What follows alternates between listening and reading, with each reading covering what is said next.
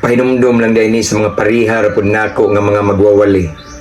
Kung unsa ta ka isog muwali, dapat isog pud ta mosunod sa atong giwali. Ang lisod manggod kung kutob ra ta sulti, pero wa nato gisunod ang atong gipanulti. Tuuhan ka ta sa mga namati, nga atong gisulti wa man nato nasinati, kay sukwahi man ang atong pagkinabuhi. Ikalipay baka pud na sa Dios nga buhi, nga kita nagsangyaw sa iyang pulong nga balaan, pero kita mismo wa nagkinabuhing balaan, ug wala nagtuman sa sugo sa tong langitnong amahan.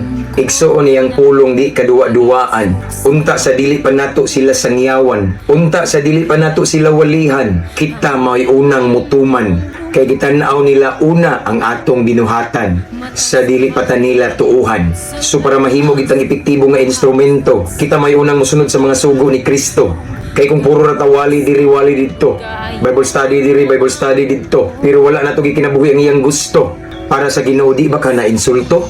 Mas maayo pa waliho ng binuhatan nato, pahinumdum lang ni mga higala, uban sa gugma, mabungahong kabuntagon, mga igsoon, ampo, amping, abantita.